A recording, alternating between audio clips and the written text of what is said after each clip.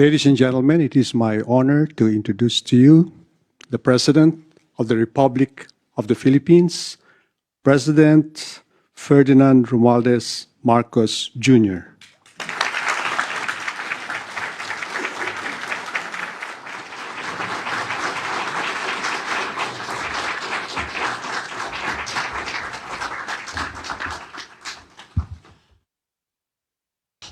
Please be seated.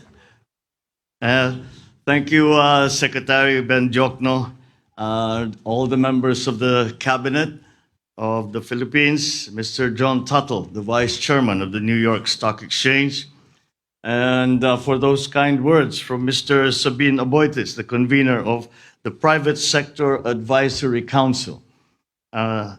We have also with us the Speaker of the House, House Speaker Ferdinand Martin Romualdez, and our ambassador to the United States, Ambassador Jose Manuel Romualdez.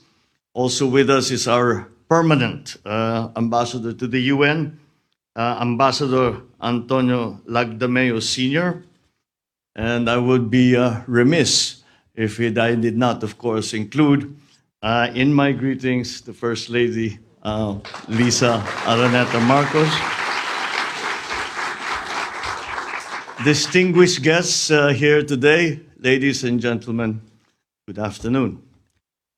On behalf of the Philippine delegation, I wish to express our gratitude to the New York Stock Exchange for inviting us here today. I consider it an engagement of invaluable opportunity to share with you how we are further opening up our economy to accelerate our recovery.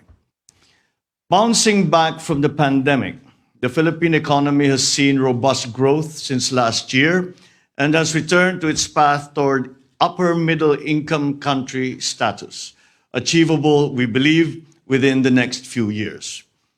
Against this backdrop, we have increased the scope for mutually beneficial investments that would mean more jobs and a better quality of life for Filipinos. For investors, doing business in the Philippines is an opportunity to reap the benefits of a vibrant economy. We are proud to share that we recently enacted policies to further liberalize our economy and welcome more foreign investment to our shores. First, we passed legislation to lower corporate income tax rates and rationalize fiscal incentives. Second, we reduced the minimum paid-up capital requirements for foreign retailers and foreign startups, bringing in advanced new technology. And third, we now allow full foreign ownership of companies providing public services such as telecommunications, shipping, air carriers, railways, subways, airports, and toll roads. The United States and the Philippines have strong and enduring ties in trade and commerce, among many other areas of cooperation. The US is our third largest trading partner and second major source of foreign direct investment applications in 2021. To international investors, the Philippines offers high-quality labor, a large consumer market, and a wide range of fiscal and non-fiscal incentives. At the same time, we remain committed to maintaining sound macroeconomic fundamentals, providing a clear development roadmap. Let me expound a little bit on these important points. First, sound macroeconomic fundamentals. Our gross domestic product is projected to grow by 6.5% to 7.5% this year, by 6.5% to 8% from 2023 to 2028. The employment situation has improved following the temporary disruption caused by the pandemic.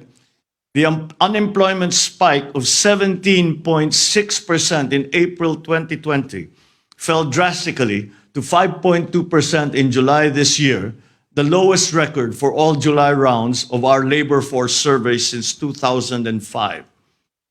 Manufacturing activity has accelerated, staying above the growth threshold of 50 for the past 7 consecutive months and settling at 51.2 last August.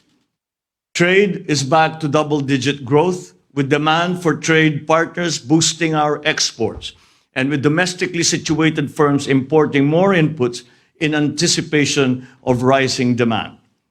At the same time, with our commitment to fiscal discipline, the country's debt to GDP ratio has improved to 62.1% as of end June this year from 63.5% in the previous year.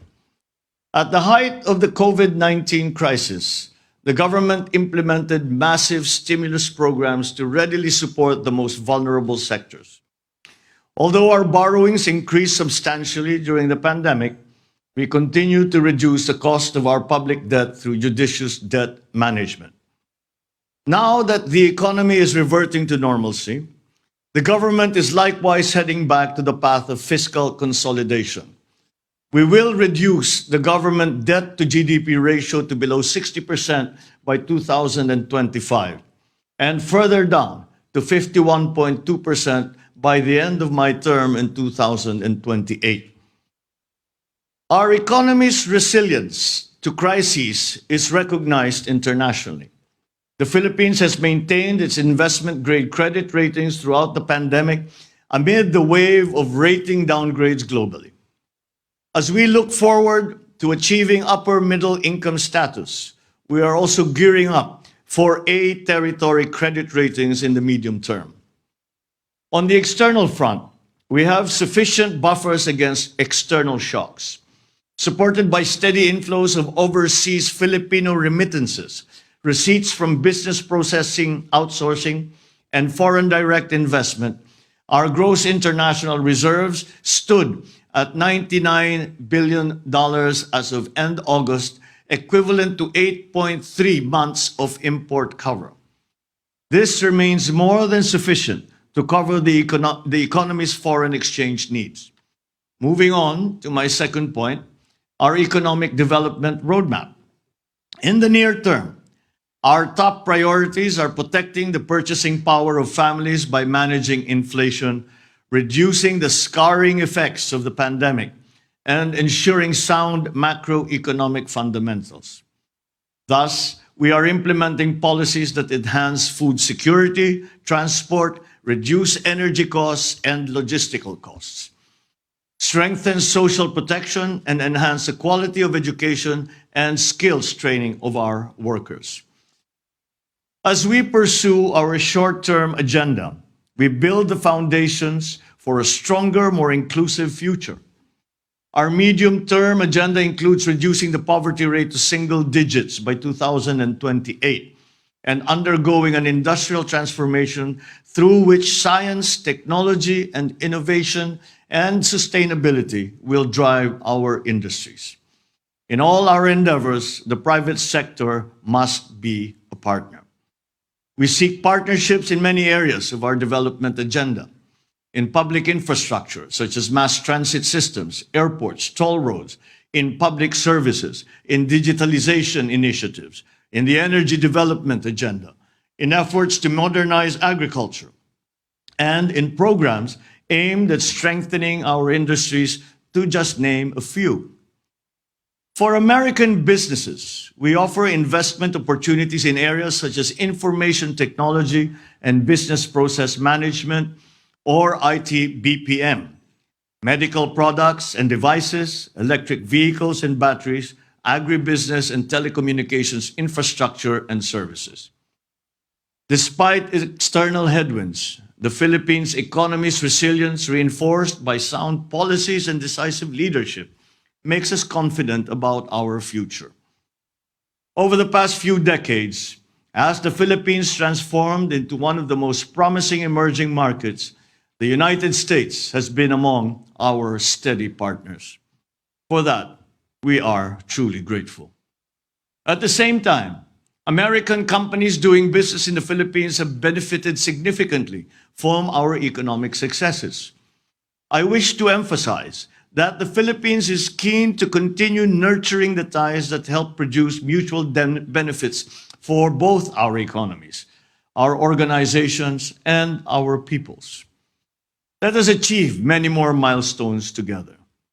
Thank you very much for this opportunity, and good afternoon to you all.